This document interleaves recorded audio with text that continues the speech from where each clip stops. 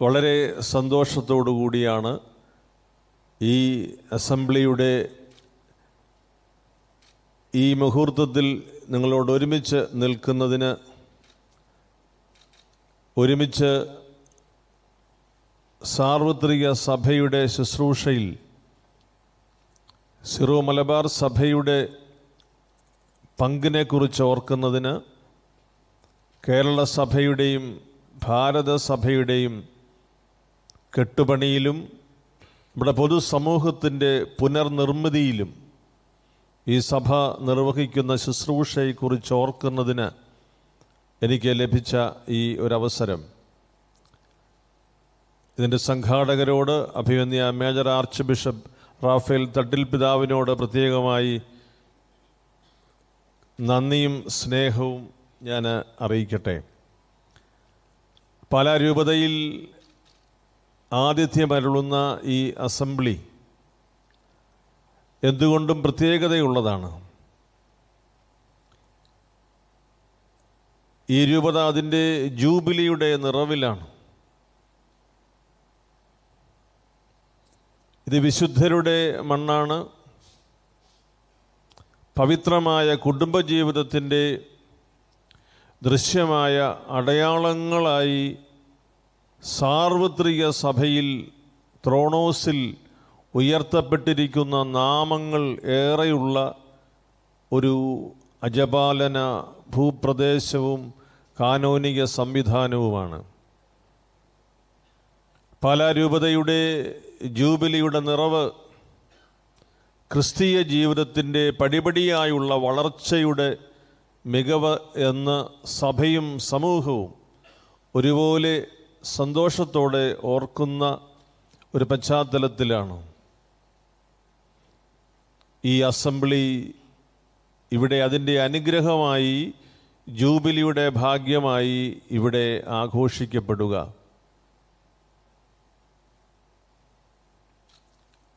Syro Malabar സഭയെ സംബന്ധിച്ചുള്ള വിവിധങ്ങളായ വിഷയങ്ങൾ ഈ അസംബ്ലിയിൽ ചർച്ച ചെയ്തിട്ടുണ്ട്. അതിൻ്റെ ഒരു സമാപന സന്ദേശത്തിലേക്ക് കൂടി നാം വരുന്ന ഒരു സന്ദർഭമാണിത്. സിറോ മലബാർ സഭയെക്കുറിച്ച്, സഭയുടെ ശുശ്രൂഷകളെക്കുറിച്ച്, അതിൻ്റെ പ്രബോധനപരമായ വീക്ഷണങ്ങളെക്കുറിച്ചൊന്നും പറയുവാൻ ആഗ്രഹിക്കുന്നില്ല. But my dear brothers and sisters, let me speak from my heart what other people wants to share with you about the great blessings that the Lord has given to you as a church. ദൈവം ഈ സഭയ്ക്ക് നൽകിയിരിക്കുന്ന വിശുദ്ധ കുർബാനയിൽ നിങ്ങൾ അനുദിനവും അനുസ്മരിക്കുന്ന സകല സൗഭാഗ്യങ്ങളും നിറഞ്ഞ് മുടിചൂടി നിൽക്കുന്ന ഒരു സഭ. വിശുദ്ധ കുർബാനയിൽ കള്ളം പറയാറില്ലല്ലോ. ദൈവത്തോട് സംസാരിക്കുമ്പോൾ പൊള്ളയായ വാദം പറയാറില്ലല്ലോ. ഹൃദയത്തിൽ നിന്ന് വരുന്ന, തലമുറകൾ കൈമാറിത്തന്ന കുർബാനയുടെ രഹസ്യങ്ങളെക്കുറിച്ച് അനാവരണം ചെയ്യുന്ന പദങ്ങളിൽ വളരെയധികം സ്വാധീന ശക്തിയുള്ള ഒരു പദമായി ഞാനിതിനെ കാണുന്നു. സകല സൗഭാഗ്യങ്ങളും മുടിചൂടി നിൽക്കുന്ന, നിറഞ്ഞ് മുടിചൂടി നിൽക്കുന്ന ഒരു സഭയിൽ എന്താണതിൻ്റെ അർത്ഥമായി നമുക്ക് സ്വീകരിക്കാനുള്ളത്?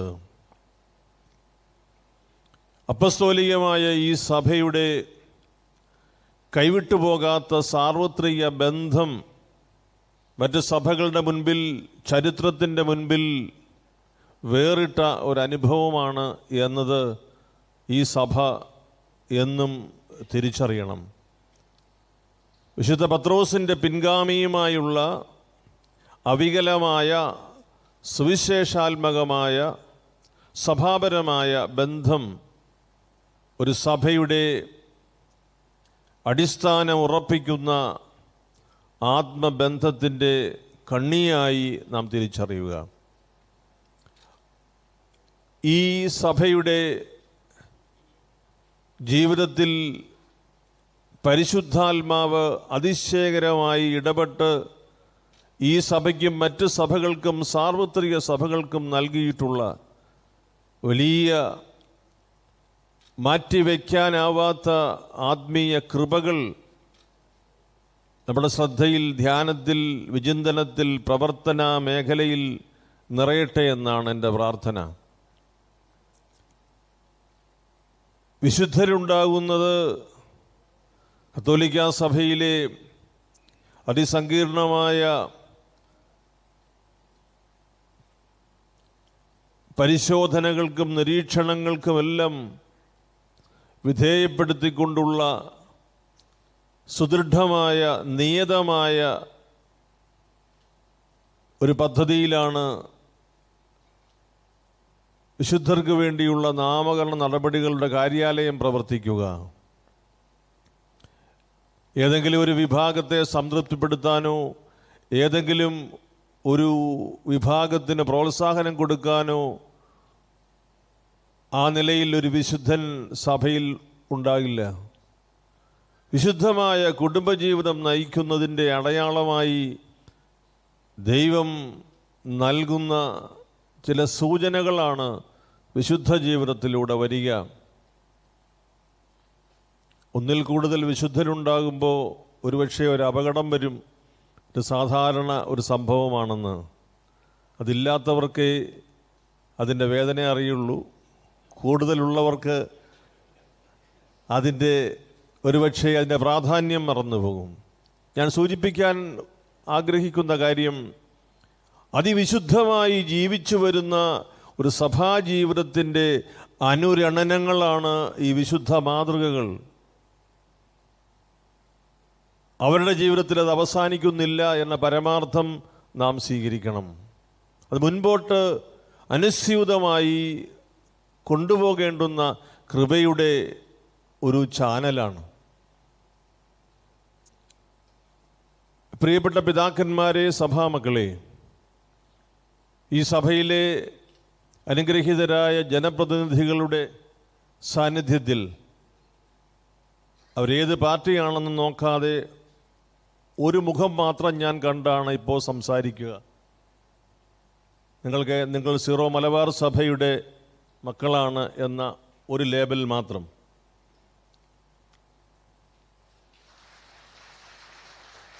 ഞാനിത് പറയുമ്പോൾ ഈ സഭ സാർവത്രിക സഭയ്ക്ക്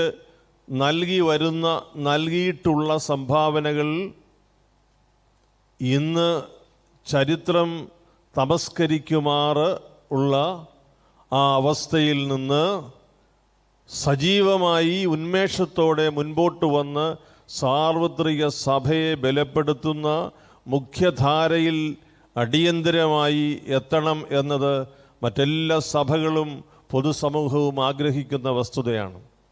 ഞാൻ സൂചിപ്പിക്കുന്ന വിഷയം, നിങ്ങൾ ക്ഷീണിച്ചു പോയാൽ ഭാരതസഭയും കേരള സഭയും അതിനേക്കാൾ ക്ഷീണിക്കും എന്ന സത്യമായ പരമാർത്ഥം തിരിച്ചറിയണം. സീറോ മലബാർ സഭയ്ക്ക് ക്ഷീണം സംഭവിച്ചാൽ നമ്മുടെ സുവിശേഷ പ്രഘോഷണത്തിൽ അതിനാനുപാതികമായ ഇടിവുകൾ സംഭവിക്കുക തന്നെ ചെയ്യും എന്നതിന് തെളിവുകൾ ആവശ്യമില്ല. പ്രിയപ്പെട്ട സഭാമക്കളെ, ലോകത്തിൻ്റെ 4 ഭാഗങ്ങളിൽ, അതും ഏറ്റവും അവികസിതമായ പ്രദേശങ്ങളിൽ ഈ സഭയുടെ മക്കൾ, അത് പുരോഹിതരായും സമർപ്പിതരായും മേൽപ്പട്ടക്കാരായും പ്രേക്ഷിതരായും ഇറങ്ങി പുറപ്പെടുന്നതിന് പരിശുദ്ധാത്മാവ് സഹായിച്ചതുകൊണ്ട്, പരിശുദ്ധാത്മാവിൻ്റെ പ്രേരണകൾക്ക് വിധേയരാകുന്നതിന് മനസ്സ് തുറന്നതുകൊണ്ട് സാർവത്രിക സഭയിൽ ഏറ്റവും കൂടുതൽ മിഷണറിമാരെ സംഭാവന ചെയ്ത ഒരു സഭയെന്ന വലിയ ബഹുമതി സീറോ മലബാർ സഭയ്ക്ക് മാത്രമാണ്. ഈ റെക്കോർഡ് തുടരണം. മിഷണറിമാരില്ലാത്ത സഭ നിർജീവമാകും. നാം നമ്മുടെ ചെറിയ സങ്കേതങ്ങളിൽ പരിമിതമാകുമ്പോൾ നമ്മുടെ സഭയുടെ വിശാലത നമുക്ക് നഷ്ടപ്പെടും. ഈ സഭ ലോകത്തിലെ ഒട്ടുമിക്കവാറും ആരാധനാ റീത്തുകളിൽ, സമ്പ്രദായങ്ങളിൽ ശുശ്രൂഷ ചെയ്യുന്ന ഒരു സഭയാണ്. സന്ദർഭവശാൽ ഞാൻ സൂചിപ്പിക്കട്ടെ, ഭാഗ്യസ്മരണാർഹനായ മാർ അഗസ്റ്റിൻ കണ്ടത്തിൽ പിതാവും ചങ്ങനാശ്ശേരി അതിരൂപതയുടെ കുരിയാളശ്ശേരി പിതാവും കോട്ടയം രൂപതയുടെ മാക്കിൽ പിതാവും മാർ ഇവാനിയോസ് പിതാവിനെ അക്കാലത്ത് ഒരുമിച്ച് നിന്ന് ബലപ്പെടുത്തിയത് കൊണ്ടാണ് ഞാനിന്ന് ഇവിടെ നിങ്ങളുടെ മുമ്പിൽ നിൽക്കുക. അവർ ഒരുമിച്ച് നിന്ന് സിറോ മലബാർ സഭയുടെ ഒരു ആത്മബന്ധം, മലങ്കര സഭയുടെ ക്ലേശകരമായ ദിനങ്ങളിൽ മാർ ഇവാനിയോസ് പിതാവ് ഒറ്റപ്പെട്ടിരുന്ന ദിവസങ്ങളിൽ സഭയായി നൽകിയതിൻ്റെ ഒരു വലിയ അടയാളമായി ഞാൻ ഈ വളർച്ചയെ കാണുന്നു. സഭയായി സിറോ മലബാർ സഭ ലോകത്തിന് നൽകുന്ന സംഭാവനയ്ക്ക് പകരം വയ്ക്കാൻ മറ്റൊന്നില്ല. സഭയായി സമ്മേളിച്ചിരിക്കുന്നത് കൊണ്ടാണ് ഞാനിവിടെ ഇങ്ങനെ സംസാരിക്കുക. ഈ സഭയുടെ ബലം, അങ്ങനെ പറയാമോ എന്ന് എനിക്ക് അറിഞ്ഞുകൂടാ, എങ്കിലും ഇവിടെ പറയാം എന്ന് എനിക്ക് തോന്നുന്നു. ആനയ്ക്ക് ആനയുടെ ബലം അറിഞ്ഞുകൂടാ എന്ന് പറയുന്നത് അർത്ഥവത്തായിട്ടുള്ള ഒരു വിശേഷണമാണ്. ഈ സഭയുടെ പ്രേക്ഷിത സംഭാവനകൾ കാലാകാലങ്ങളിലെ പരിശുദ്ധ പിതാക്കന്മാർ ഗൗരവതരമായി പരിഗണിച്ചതുകൊണ്ടാണ് പല വിശേഷണങ്ങൾ ഓരോ ഘട്ടത്തിലും സഭയ്ക്കും സമുദായത്തിൻ്റെ മേൽപ്പട്ടക്കാർക്കും തിരുസഭ കൽപ്പിച്ച് നൽകിയിട്ടുള്ളത്. അത് തുടരണം. അതെല്ലാ നന്മകൾക്കുമായി കൂടുതൽ സ്ഥലങ്ങളിലേക്ക് വ്യാപിക്കണം. ദൈവത്തെ നിരാകരിക്കുന്ന, ദൈവിക സമ്പ്രദായങ്ങളെ നിരാകരിക്കുന്ന ഒരു പുതിയ വർത്തമാനകാലത്തിൻ്റെ അടയാളങ്ങളും അപകടങ്ങളും തിരിച്ചറിയുന്ന ഒരു സഭയായി, സാർവത്രിക സഭയുടെ അംശമായ നാം മനസ്സിലാക്കണം. അത് നമ്മെ സംബന്ധിച്ച് ആ തിരിച്ചറിവ് നവോന്മേഷം പ്രാപിക്കുന്നതിൻ്റെ ആദ്യ ഘട്ടമായിരിക്കട്ടെ. നാം ഒരുമിച്ച് നിന്നാൽ പോലും നമ്മെ വിഭജിക്കുന്ന ധാരാളം അപകട പ്രവണതകൾ നിലവിലിരിക്കുമ്പോൾ വിഭജിതമായ ഒരു സമൂഹത്തിന് ഒരുമയുടെ സന്ദേശം കൊടുക്കാൻ ബലമുണ്ടാവില്ല എന്നത് സത്യമാണ്. 2000 വർഷത്തെ അപ്പസ്തോലിക പാരമ്പര്യം അതൊരു കെട്ടുകഥയല്ല, അതൊരു ചരിത്രപരമായ വായന മാത്രമല്ല. ദൈവാത്മാവിൽ ആവിഷ്കരിക്കപ്പെട്ട രക്ഷയുടെ പദ്ധതിയുടെ ഭാഗമായി നാം തിരിച്ചറിയുമ്പോൾ കുറവുകളെ അതിജീവിക്കുന്ന ദൈവത്തിൻ്റെ കൃപയെ സ്വീകരിക്കാൻ ഒരു സഭയായി നമുക്ക് കഴിയും. ഏറ്റവും ഹൃദയപൂർവ്വം നിങ്ങളെ എല്ലാവരെയും അഭിവാദ്യം ചെയ്യുന്നു. ഒരു സഭയുടെ നവോത്ഥാനവും ഒരു സഭയുടെ നവോന്മേഷവും ഒരു പുതിയ സമൂഹത്തിൻ്റെ രൂപീകരണത്തിന് നമ്മെ സഹായിക്കും. ജോലി തേടി മാത്രമല്ല നമ്മുടെ ചെറുപ്പക്കാർ വിദേശങ്ങളിലേക്ക് പോകുന്നത് എന്ന സത്യം നാം തിരിച്ചറിയണം. ജോലി മാത്രമല്ല, നമ്മുടെ സഭയെ നവീകരിക്കുന്നതിനും സഭയെ മനോഹരമായി അവതരിപ്പിക്കുന്നതിനും ലഭ്യമാക്കുന്നതിനുമുള്ള പരിശ്രമങ്ങൾക്ക് നാം തുടക്കം കുറിച്ചേ മതിയാവൂ. നാം ജീവിക്കുന്ന സാഹചര്യത്തിൽ ഒറ്റപ്പെട്ട തുരുത്തുകളായിട്ടല്ല, ബഹുസ്വരതയുടെ സംസ്കാരം നമ്മുടെ മണ്ണിൽ അലിഞ്ഞു ചേർന്നതാണെന്ന് സത്യം മനസ്സിലാക്കി കൂടെ വസിക്കുന്നവരോട് ഒരുമിച്ച് പ്രത്യാശയോടെ യാത്ര ചെയ്യുന്ന തീർത്ഥാടകരാണ് നാം എന്നത് പരിശുദ്ധ പിതാവ് ഓർമ്മപ്പെടുത്തുന്നത് പോലെ നമുക്ക് സ്വാംശീകരിക്കാം. ഒരേ മനസ്സോടെ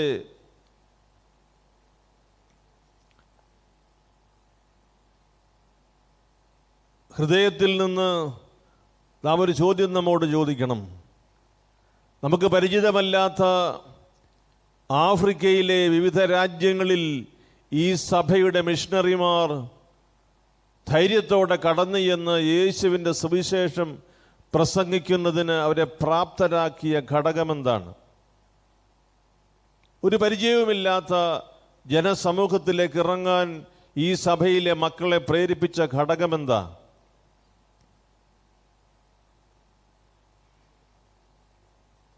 അതുമായി തുലനം ചെയ്യുമ്പോൾ ഇപ്പോൾ ഈ സഭയെ ഭാരപ്പെടുത്തുന്ന വിഷയം പരിഹരിക്കുന്നതിന് ഈ സഭയ്ക്ക് സാധിക്കും എന്നതിനെക്കുറിച്ച് എനിക്ക് യാതൊരു സംശയവുമില്ല. It is possible to solve all the internal small issues if you sit together as an apostolic church and discern the will of the Holy Spirit. ഒരു പരിചയവുമില്ലാത്ത ജനങ്ങളുടെ ഇടയിൽ യേശുവിനെ കുറിച്ച് പറയാൻ മൈലുകൾ താണ്ടി സംസ്കാരം പുതിയത് സ്വീകരിച്ച് അവിടെ പ്രവർത്തിക്കാൻ സാധിച്ച ഈ സഭയുടെ നൂറുകണക്കിന് മിഷണറിമാർ നമ്മോട് പറയും, എന്ത് നിങ്ങളുടെ ധൈര്യം ചോർന്നു പോയോ എന്ന്. ഒരു പുതിയ ജീവിത സമർപ്പണത്തിന് ഈ അസംബ്ലി മുഖാന്തരമാകട്ടെ എന്ന് ഞാൻ പ്രാർത്ഥിക്കുന്നു.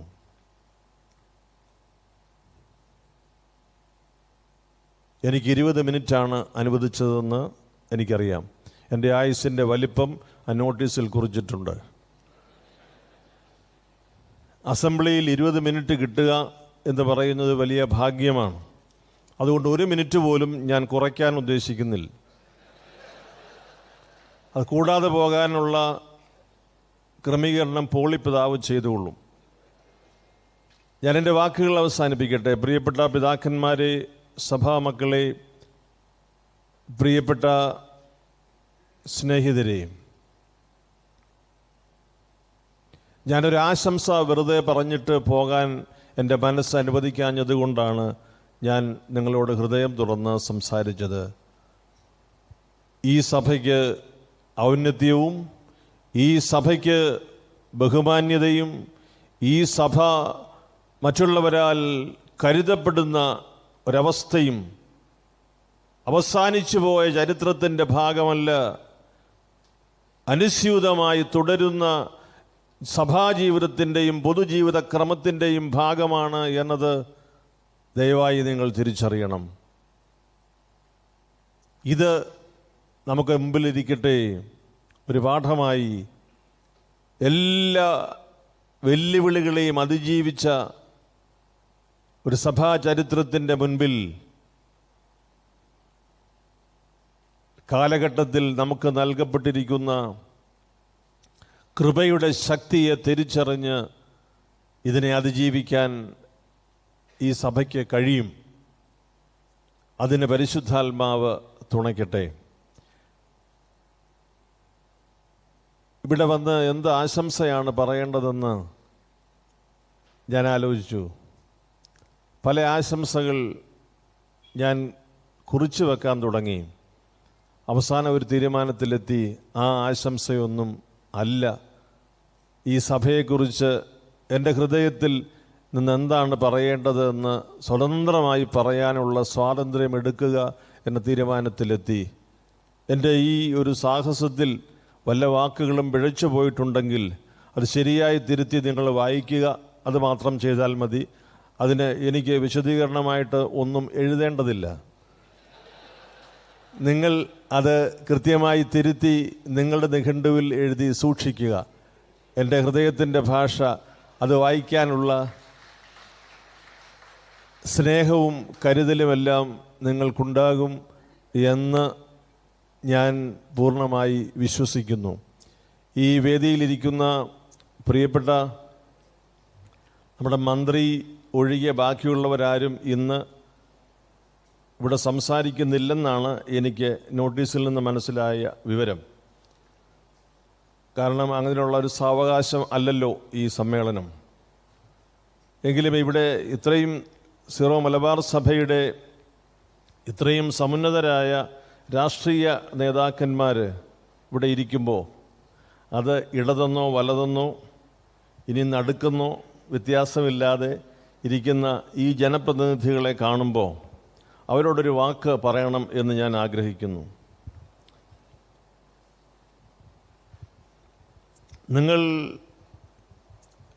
തെരഞ്ഞെടുക്കപ്പെട്ട ജനപ്രതിനിധികളാണ്. പ്രിയപ്പെട്ട പി.ജെ. ജോസഫ് സാറ് വന്നിട്ടുണ്ട്. മറ്റാരും ഇപ്പോൾ സംസാരിക്കാത്തത് കൊണ്ട് ഞാൻ തന്നെ അദ്ദേഹത്തിനൊരു സ്വാഗതം പറഞ്ഞുകൊള്ളുന്നു. നമ്മുടെ രാഷ്ട്രീയ നേതൃനിരയിൽ നമ്മുടെ മുതിർന്ന ഒരു സഹോദരനായി, ഒരു പിതാവായി പ്രവർത്തിക്കുന്ന ബഹുമാന്യനായ വ്യക്തിയാണ് ജോസഫ് സാറ്. ബാക്കി വിവരങ്ങൾ സംഘാടകർ സമയമനുസരിച്ച് പറഞ്ഞുകൊള്ളൂ. ഞാൻ ഈ ജനപ്രതിനിധികളോട് പറയാൻ, പാർലമെൻറ്റിലും നിയമസഭയിൽ പയറ്റി തെളിഞ്ഞുമൊക്കെ ഇരിക്കുന്ന ആളുകളാണിവിടെ. നിങ്ങൾ തിരഞ്ഞെടുക്കപ്പെട്ട ജനപ്രതിനിധികളാണ്, അതിൽ യാതൊരു സംശയവുമില്ല. നിങ്ങൾ സീറോ മലബാർ സഭയ്ക്ക് വേണ്ടിയോ ക്രൈസ്തവ സമൂഹത്തിന് വേണ്ടിയോ മാത്രം തിരഞ്ഞെടുക്കപ്പെട്ടവരല്ല എന്ന ബോധ്യം നിങ്ങളെപ്പോലെ തന്നെ ഞങ്ങൾക്കുമുണ്ട്. പക്ഷേ ഈ സ്വതന്ത്ര ഭാരതത്തിൽ വിശ്വാസത്തിൽ അധിഷ്ഠിതമായി ജീവിക്കുന്നതിനാവശ്യമായ ഒരു സ്വാതന്ത്ര്യവും ഇച്ഛാശക്തിയും പ്രകടമാക്കുന്നതിനുള്ള ആംബിയൻസ് ഉറപ്പാക്കാൻ നിങ്ങൾക്ക് ബാധ്യതയുണ്ട്. അത് ഞാൻ പറയും, അതിന് വലതെന്നോ ഇടതെന്നോ ഭരിക്കുന്നവരെന്നോ വ്യത്യാസമില്ലാതെ നിങ്ങൾ നിലപാടുകൾ വ്യക്തമാക്കണം. ഇവിടെ ഏതൊരു വിശ്വാസത്തിലും ജീവിക്കുന്നതിന് നിസ്സാരമായ കാര്യമല്ലല്ലോ. 2000 വർഷമായി അപ്പസ്തോലിക പാരമ്പര്യത്തിൽ ജീവിക്കുന്ന ഒരു സഭയ്ക്ക് ഈ കാലഘട്ടത്തിൽ ഈ ഭാരതത്തിൻ്റെ കെട്ടുപണിയിൽ നിർണായകമായ സംഭാവനകൾ നൽകിയിട്ടുള്ള ഒരു സഭയുടെ അനുഗ്രഹിക്കപ്പെട്ട ഒരു മണ്ണിൽ നിന്നാണ് ഞാൻ സംസാരിക്കുക. ഈ ഒരു വലിയ അനുഗ്രഹീതമായ ചരിത്രം മുൻപോട്ട് കൊണ്ടുപോകുമ്പോൾ നമ്മെക്കുറിച്ച് വ്യത്യസ്തമായ നിരീക്ഷണങ്ങളും വിലയിരുത്തലുകളും ചരിത്രത്തിൽ നമുക്ക് ചിലപ്പോൾ തെറ്റുകളുമൊക്കെ സംഭവിച്ചിട്ടുണ്ട്.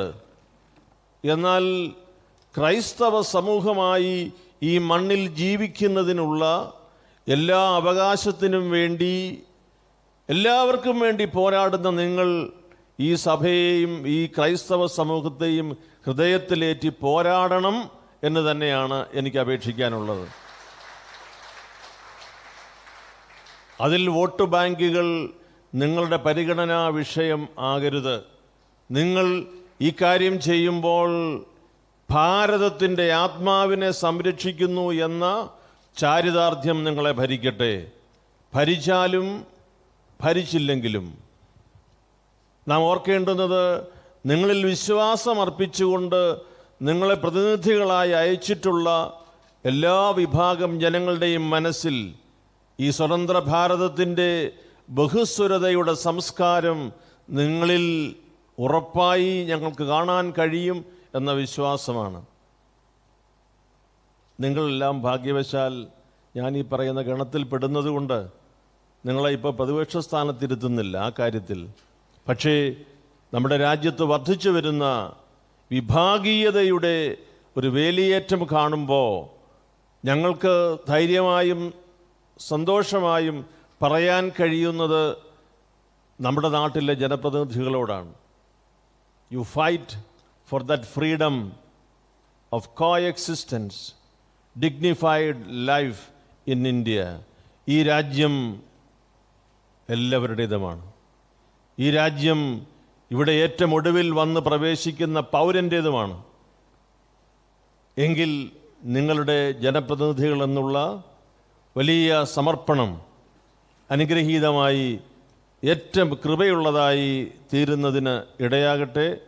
നിങ്ങളെ പ്രതി ദൈവത്തോട് നന്ദി പറയുന്നു, നിങ്ങളെ പ്രതി അഭിമാനിക്കുന്നു. നിങ്ങൾ ഇനിയും ചെയ്യാനുള്ള വലിയ സേവനങ്ങൾക്കായി മുൻകൂട്ടി നിങ്ങളെ അഭിനന്ദിക്കുന്നു. എല്ലാ നന്മകളും നേരുന്നു. ഞാൻ എൻ്റെ വാക്കുകൾ അവസാനിപ്പിക്കട്ടെ. ഈ സമ്മേളനത്തിൽ സംബന്ധിക്കുന്നതിന് വേണ്ടി മാത്രമാണ് ഞാൻ തിരുവനന്തപുരത്ത് നിന്ന് എത്തിയതും ഇത് കഴിഞ്ഞ് ഉടനെ തിരിച്ചു പോകുന്നതും. ഇന്ന് വൈകുന്നേരം എനിക്ക് അമേരിക്കയിലേക്ക് പോകാനുള്ള ഒരു ചെറിയ യാത്രയുള്ളതുകൊണ്ട് എന്നെ ഇവിടുന്ന് പോകാൻ ദയവായി സഭയുടെ തലവനും പിതാവും അനുവദിക്കണം. തടസ്സമുണ്ടാക്കാതെ കലറങ്ങട്ട പിതാവ് നോക്കണം. മികച്ച സംഘാടക വൈഭവത്തിൽ എന്നും CBCIയുടെ സമ്മേളനവും CBCIയുടെ അധ്യക്ഷൻ ഇവിടെ ഇരിപ്പുണ്ട്, അഭിനന്ദനായ ആൻഡ്രൂസ് താഴത്ത് പിതാവ്. CBCIയുടെ സമ്മേളനത്തോടു കൂടിയാണ് ഇവിടുത്തെ പാസ്റ്ററൽ ഇൻസ്റ്റിറ്റ്യൂട്ടിലെ ആദ്യത്തെ, വാസ്തവത്തിൽ CBCI സമ്മേളനത്തിന് വേണ്ടിയാണ് ഈ പാസ്റ്ററൽ ഇൻസ്റ്റിറ്റ്യൂട്ട് നിർമ്മിച്ചത് തന്നെ. അതിനാൽ തന്നെ ആൻഡ്രൂസ് പിതാവെ, ഒരു ചെറിയ അവകാശം നമുക്കുണ്ട്. ഏത് സമയത്തും പണം കൊടുത്ത് മീറ്റിംഗ് നടത്താവുന്നതാണ്. എല്ലാ നന്മകളും നേർന്ന് ഞാൻ ഈ സമ്മേളനം ഉദ്ഘാടനം ചെയ്തതായി അറിയിക്കുന്നു. ദൈവം അനുഗ്രഹിക്കട്ടെ.